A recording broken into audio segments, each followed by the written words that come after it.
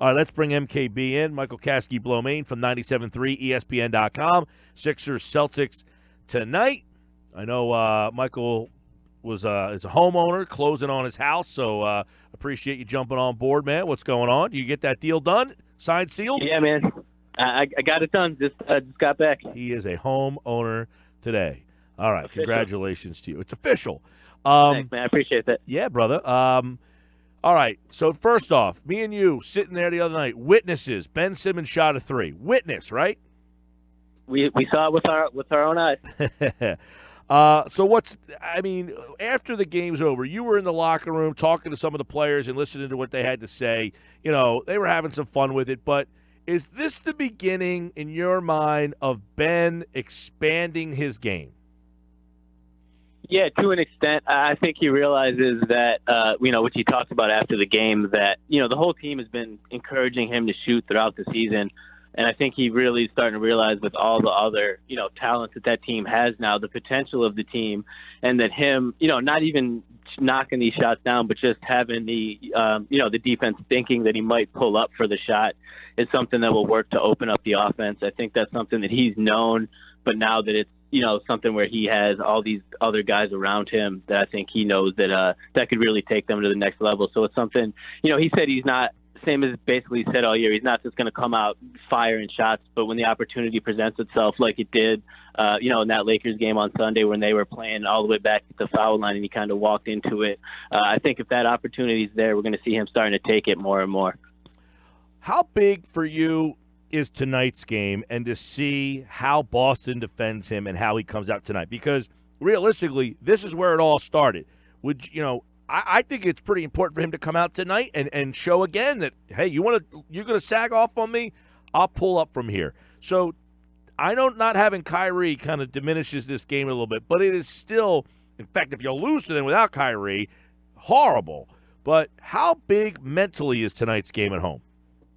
Yeah, Mike, I definitely think it's pretty big. I mean, they're 0-2, obviously, against Boston so far this season. Both games were in Boston, both for primetime. I mean, Christmas Day and opening up the season. So there was a lot of eyes on those games, on top of, obviously, what happened in the playoffs last year, as you talked about.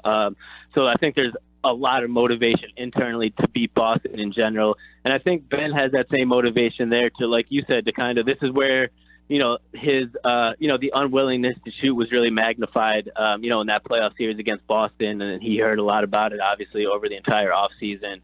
So this is, a chance for him to come out with all these new pieces, too. I think that's, takes a little bit of the pressure off him. Boston now has to prepare for a Sixers team that, they've obviously never faced the Sixers with Tobias and Mike Scott and Boban. So it's a new look in that regard. And then factor in the fact that Ben is going to, I think, try to give them a different sort of look than what he did in the playoffs last year. I think it's definitely a big game. And especially, I think you touched on it too, it's almost like a no-win situation for the Sixers with, Kyrie out, Aaron Baines is also out. So they're, if they don't win, then it's like, how are you still not beating this Boston team with all these new guys and without Kyrie? But it's a game they should win. So if they do win, people will be like, yeah, they should. But I think internally, it's a big game, kind of like a measuring stick against, obviously, a team that they could very well face in the postseason. Yeah, 6-point favorite tonight. Philadelphia is against Boston. They are 4th and 5th in the Eastern Conference, respectively, here. Earlier in the show, Michael, Sherrod Blakely was on. He said right now the Sixers have every right to believe that they are the better team. Last week on our show, Mark Jackson said after the trades, he also thought Philadelphia was the better team. Do you feel that now, as assembled, Philadelphia is better than Boston? Yeah, Mike, I do. Honestly, I think they're equally as deep now, and I think their top talent is much better. I mean, obviously, Kyrie's a great player on Boston. You would, put he's an all-star starter.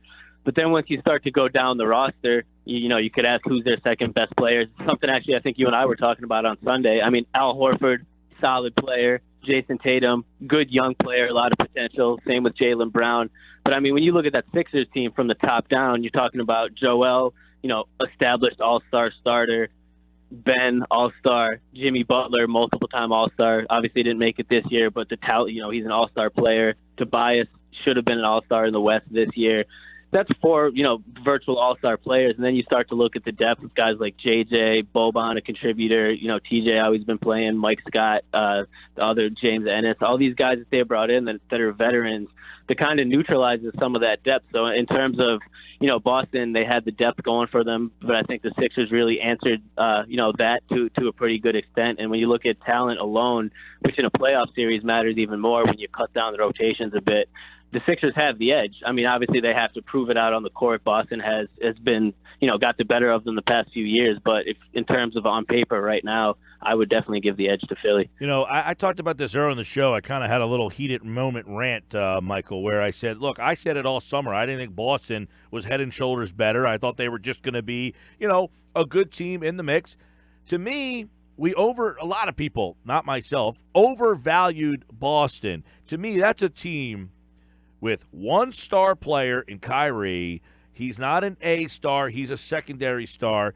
I think the fact that Tatum had such a good series against the Sixers and the fact that he was directly tied to that trade, that people in this area also overvalued and overblew Tatum and what he could be. To me, Tatum's a very good player. My point was, with Kyrie on that team, he is not going to be the player you saw in that playoff series. And I also think that for many people, they overvalue Brad Stevens and how great of a coach he is. I think the Celtics team has a secondary star, but do they really have a second star, a third star? Not to me, they don't. That's a great point, Mike. And they also don't seem to have a clear-cut, delineation of roles in terms of the second star, third star. It's something the Sixers will have to figure out with their new guys. But Boston, basically, to me, they kind of caught lightning in a bottle, if you will, last season during that playoff run. The East was a little bit weakened, outside of LeBron. These young guys kind of really stepped up to the moment with the injuries they had. They had a great run. But I think people automatically assumed, all right, this team got to the Eastern Conference Finals, one game from the finals, and that's an automatic right into the same thing, not factoring in, like you said, A, the rest of the East catching up, and then B, bringing Kyrie and Gordon Hayward back into the fold where, you're taking the ball out of the hands of some of the guys that played really well in that postseason for you, mainly Tatum and Terry Rozier. So I think, like you said, there was always going to be some issues with Boston. They were a team that, has had a nice couple seasons, but Brad hasn't gotten them over that hump yet. So, I mean, to me, he's in the category. He's a good coach, not great. He hasn't proven to be great yet. He hasn't gotten them to that finals plateau. So I think there was definitely a factor of them being, a little bit overrated heading into the season. And then just the moves that some of these other teams made in the East to catch up. After last season, Boston looked great, but then Toronto got better. Philly, we obviously got better. Milwaukee got better. And Boston stayed pat largely. So that's another factor also, I think. At this point, what does Philly still need to add? What are they lacking, if anything, for you? What would if Elton Brand could do one more thing, what would you like to see? I think I would feel great about the team if they could add one guard off the bench that could, play really good defense on an opposing guard. Whether that be a point guard or a shooting guard, but just a dude that could come in and play some lockdown minutes on some of the elite guards, because there's so many good point guards in this league. And the Sixers are now, they're stacked when it comes to wing defenders between Jimmy, Ben, Tobias, John Simmons, Ennis. They have a lot of guys that you could throw on the wing. They're pretty set up front between rim protectors and guys that are versatile floor stretchers. I think one more guy, I love TJ, but he has limitations based on his size. And also his range on the offensive end. Just one more guard that would come in and could give them, a guy like Van Vliet from Toronto. He's not available obviously, but a guy that plays like that could just come in and give them, 12 to 15 minutes a night. I think I would feel great about their rotation going forward. Jeremy Lin looks like he's going to go to Toronto. Gasol, that was a good game last night between them and the Nets. Milwaukee, you got Boston. The Pacers are still hanging in. They won again last night. Down the stretch they come, 26 games left for Philly. They're at 36.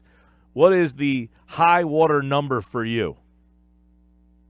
I think they'll eclipse last year's win total of 52. High water would probably be, 50, 56. I think 54, 53 is a reasonable, estimate. Yeah, that would put them. So they got 26 games left. If they got to 20-6, they'd be 56 wins. So just to hear 20-6 sounds a little crazy, but the way they've been playing and the way this team is set up, and you take a look at that schedule, they got a lot of teams down the stretch that are going to be playing out the stretch. So 56, I think, could be realistic. But I'm probably with you more in that 53 range, and I'm interested. 53 is that? How do you? It's going to be probably Milwaukee, Toronto, Boston, Philly. In some way, those four. So I don't want to play Brooklyn in round one. That means you probably want to get away from the 3 seed. You don't want to be in that 4-5 matchup because then you're probably playing Indiana or something. Can you get to 2? Where do you see seeding-wise is a good spot? Because to me, you're going to play one of these teams in the second round no matter what, so it's going to be a battle. But you got to get home court. So 1 or 2, obviously. But to me, it is very intriguing to try to stagger and figure out what fits best. Yeah, it's tough. Like you said, ideally you'd like to get in that 1-2 spot, but the Sixers, at this point, they're 6 games back from the Bucks, 5 games back from the Raptors. Not that it's impossible, but, if those teams continue to play at a winning clip, it would be kind of hard for the Sixers to catch up. I think realistically, the 3-4 range, I could see the Pacers flaming out. Ultimately, although they have been playing really well with Victor Oladipo down, I could see them, tinkering down toward like the 5 or 6 seed by the end of the season. I think, obviously the 4 you said, Sixers and Celtics, will round out the top 4, but my guess is they'll probably end up in that 3 seed, which, depending on how the bottom half of the conference shakes out, could be tough because a 3-6 matchup with the Nets is not something that you would necessarily want. But at the same time, by the time the playoffs roll around, if this team gets the chemistry going, they might feel pretty good about their matchup, regardless of who they're going to be facing in that first round. Nets 29-29, fun team. They score. To me, of all the teams that would be in the playoffs, Brooklyn would be the one that they have guards. They give you some problems. Kemba with Charlotte, they don't have a whole heck of else. Detroit, Miami, you saw what happened to them last year. So the Brooklyn, Nets in that 6 spot. 3-6 is going to be tough for whoever ends up in that 3 spot. But you got to get through them. If you're a championship team, the Brooklyn Nets shouldn't concern you, right? That's the way you got to look at it. Yeah, and I think that's exactly how they're looking at it and how they hope to feel come April, too. Michael Kaskey-Blomain, congratulations on the house, man. You going to the game tonight? Yeah, I'm going to make it down there. All right, man. We will catch up with you later in the week then. Thanks, Mike. Good talking to you. You got it, man. Michael Kaskey-Blomain covering the game for 97.3 ESPN.com.